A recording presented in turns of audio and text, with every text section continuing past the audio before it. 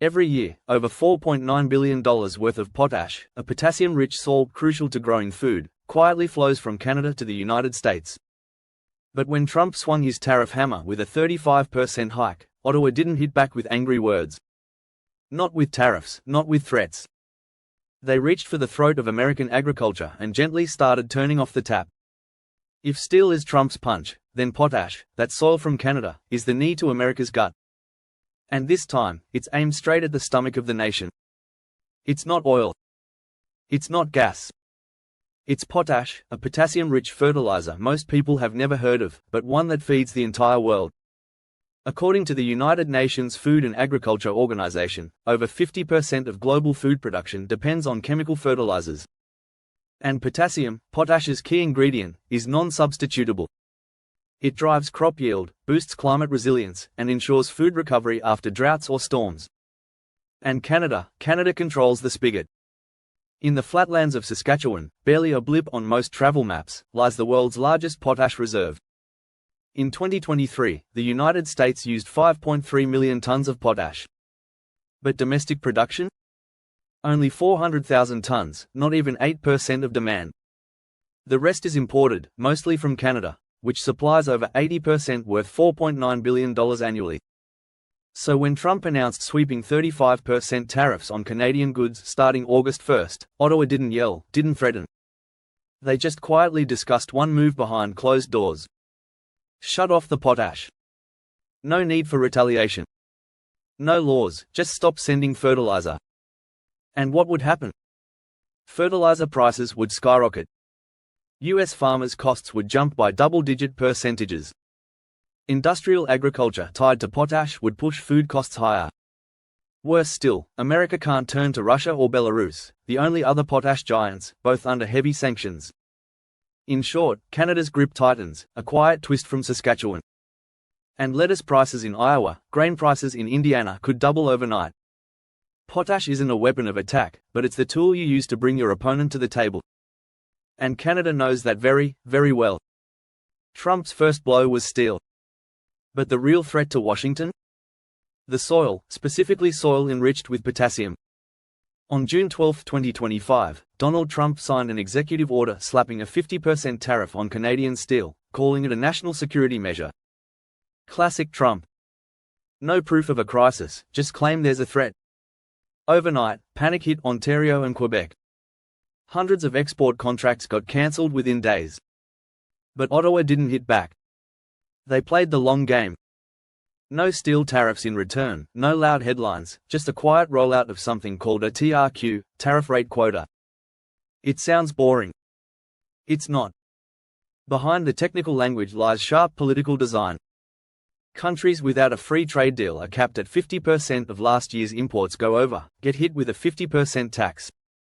Countries with trade deals, they get better terms but still face hard limits. And any steel linked to China, even if remelted, gets taxed separately. The results?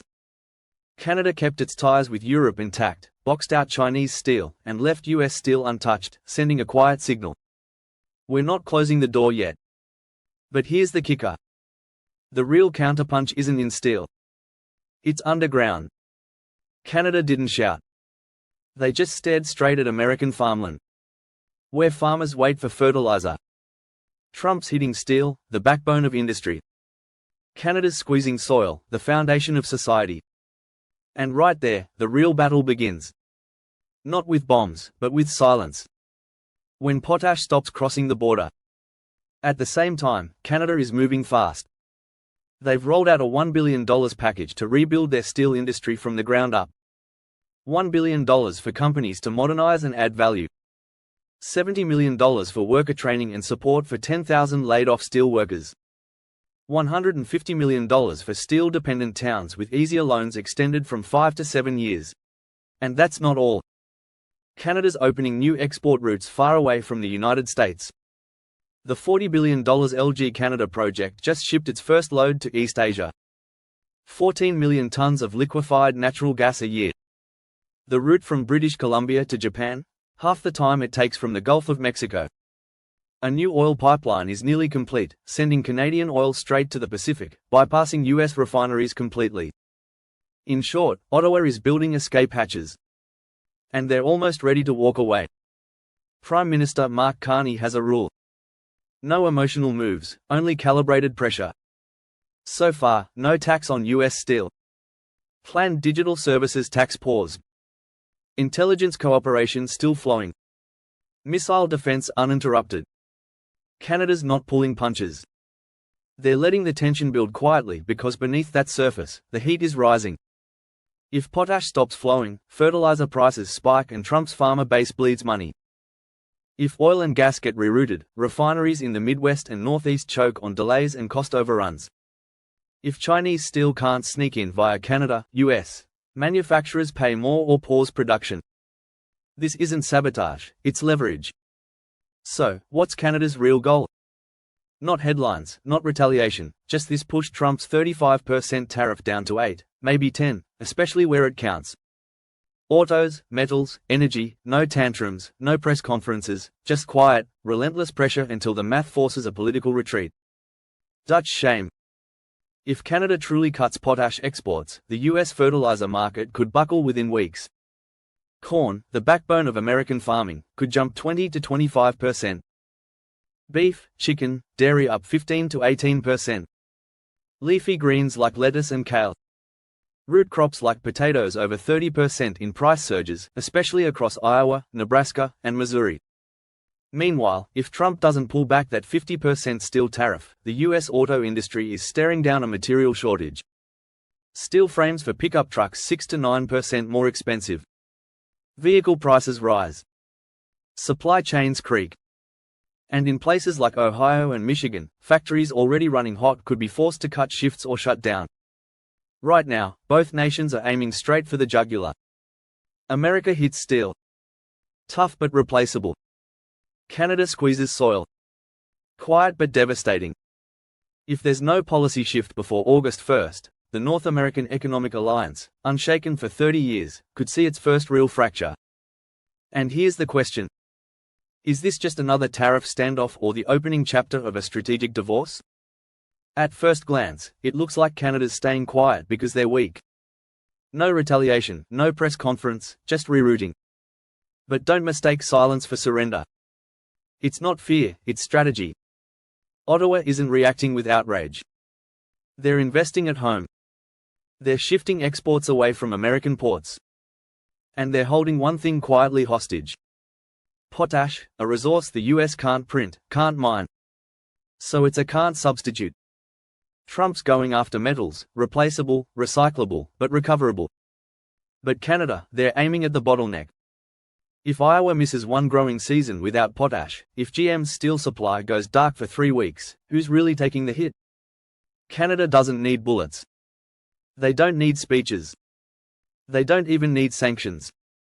They just need the US to slip. And that is the sharpest move of all.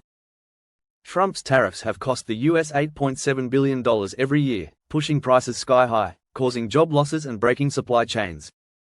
And as if that wasn't enough, Canada certainly didn't hold back, retaliating with a 25% tariff.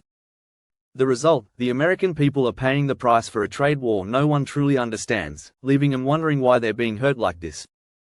In February 2025, President Trump decided to impose new tariffs on steel and aluminium imports from Canada, citing national security concerns. Specifically, the US levied a 25% tariff on steel and a 10% tariff on aluminium, claiming that these metals could be transshipment products from China, a country with which the US is in a trade dispute.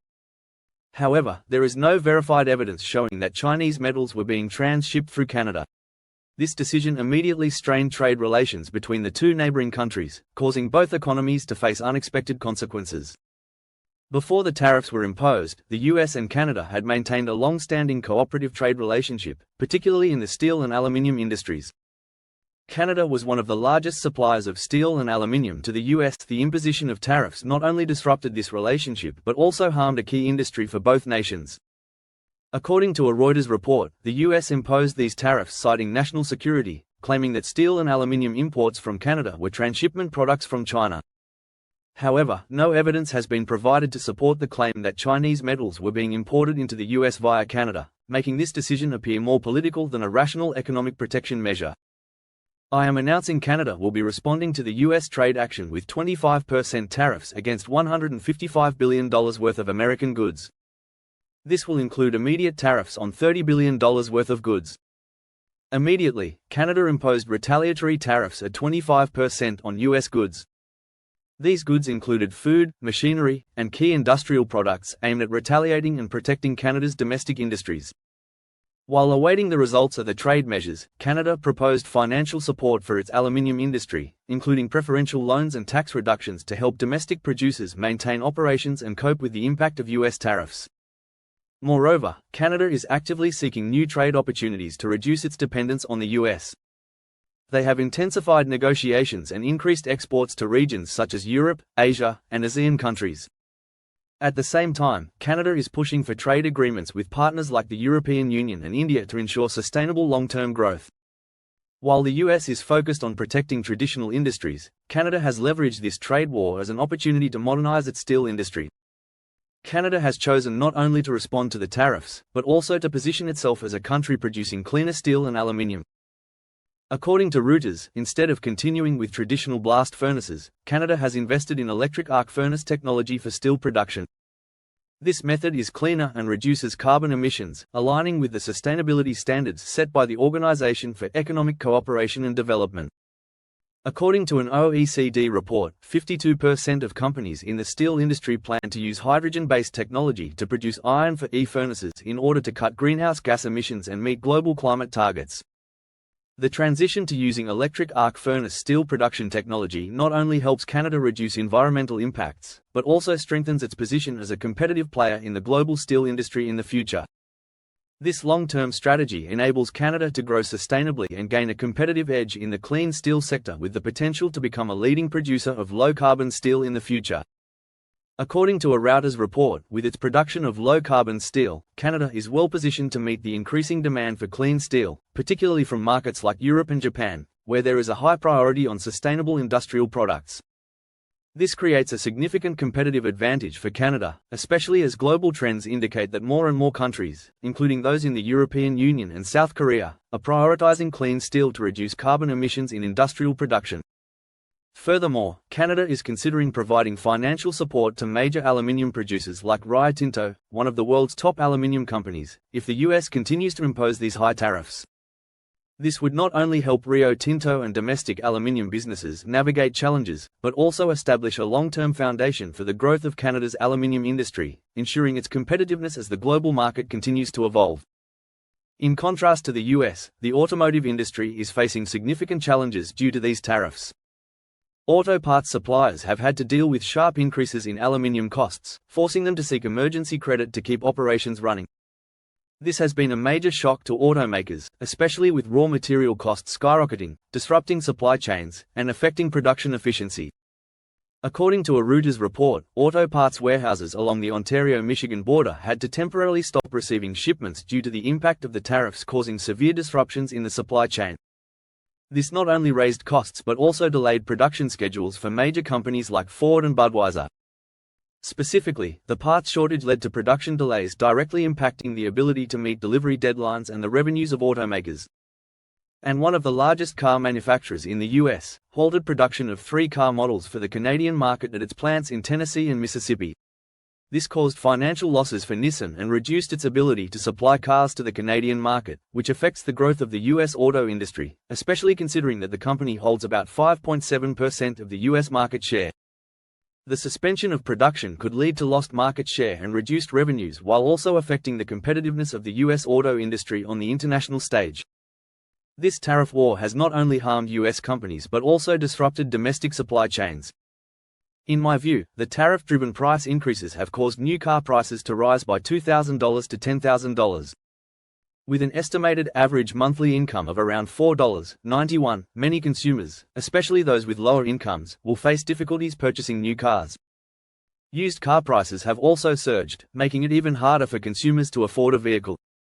Republican senators have warned that these tariffs could impact the supply chain for US defense contractors. Defense contracts rely on steel and aluminium. And if this supply is disrupted, it could create significant problems in the production of defense equipment. This is a critical issue that affects both defense strategy and the economy. The US is not only facing higher production costs and the collapse of vital supply chains, but also the risk of job losses in the automotive and steel industries, which erodes confidence in trade policies and threatens economic stability. In contrast, Canada has turned this situation into an opportunity to protect its core industries and transform into a cleaner, more sustainable industry, creating a long-term competitive advantage, not just in North America, but globally. July 7, President Donald Trump is once again fanning the flames of the trade war by announcing a massive 40% tariff on 14 countries. From Asian powerhouses like Japan and South Korea to smaller economies, all of them are now in his crosshairs.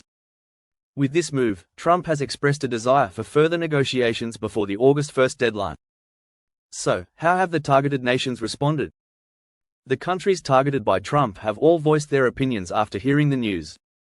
The South Korean government stated it would accelerate negotiations with the US before the August 1 deadline. According to a White House letter, South Korea could face a 25% tariff if an agreement isn't reached. As reported by CNN, Japanese Prime Minister Shigeru Ishiba couldn't stay silent as Washington ramped up trade tensions between Japan and the US. On Tuesday, he held an urgent cabinet meeting and in his remarks, Ishiba expressed a firm stance. "We hope to reach a deal with the US soon, but we will still protect our national interests." While Japan claims to have engaged in sincere and serious discussions, one undeniable fact is that negotiations can sometimes feel like an endless play with no results. Moreover, Japan has to shake its head in frustration at Washington's unreasonable unilateral decision. In contrast to the two US allies in Asia, South Africa has expressed dissatisfaction with Trump's move. The South African president criticized Trump's authoritarian action as unreasonable and unsupported by any real data. In fact, 77% of US goods that reach South Africa face no tariffs, making Trump's decision difficult to accept. However, South Africa still hopes to make efforts to reach agreements with the US in the future. Back home, reactions in the US have started to stir as well.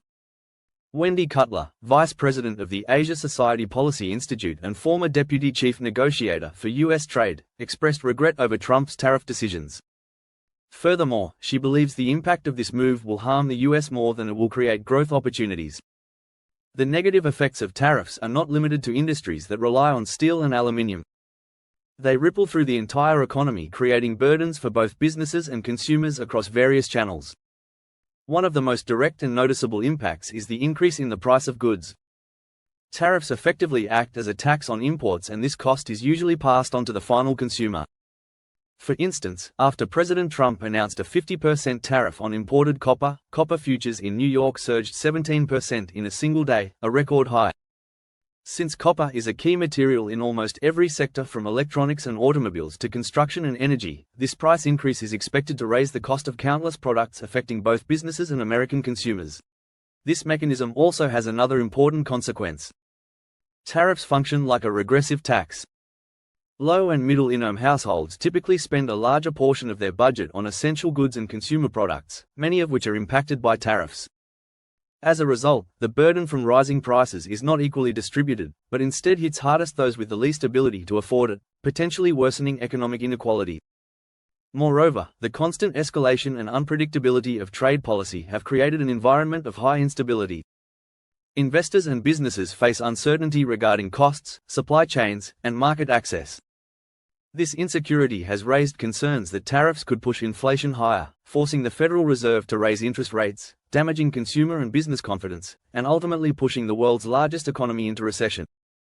In addition to logistics benefits, the instability and confrontational trade policies of the US may be creating another potential long-term advantage for Canada, emerging as a more attractive destination for global investment and talent. In a global environment where stability, predictability, and clear rules are increasingly valued, the US erratic policies have diminished its appeal to some businesses and individuals. In contrast, Canada's relative stability along with its more open immigration policies could become a key competitive advantage. While still in its early stages, there are signs. A young AI engineer turned down a job in the US to join a startup in Toronto, citing financial stability, a clear immigration path, and no political drama.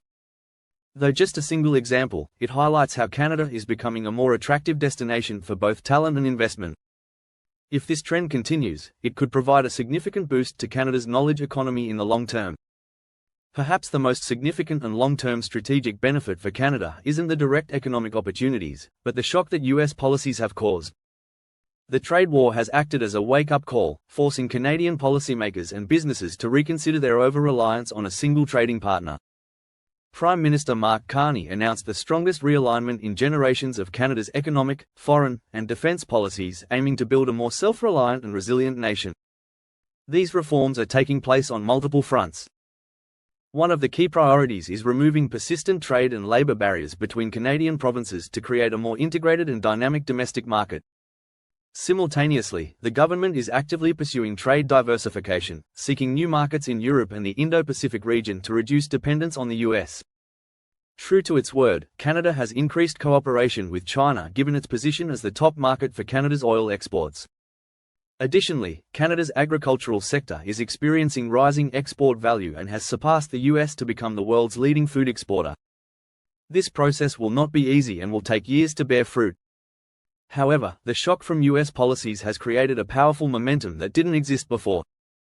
If successful, the short-term harm of the trade war could result in a long-term benefit, a more diversified Canadian economy, less vulnerable to political upheavals from its neighbor, and better positioned on the global stage. Trump's decision to impose tariffs on these 14 countries stems from his desire to achieve fairness in trade balances. Trump argues that trade surpluses from the US to countries like South Korea, Japan, and South Africa are clear and tariffs are the only tool he can use to manage the situation. On the other hand, these figures aren't final. Their change will depend on the negotiation table where countries will be forced to sit down with the US due to its firm stance. However, there's a final reason for this move to curb China's influence in the region. Notice that the countries Trump has imposed tariffs on have strong ties to Beijing and most in Asia.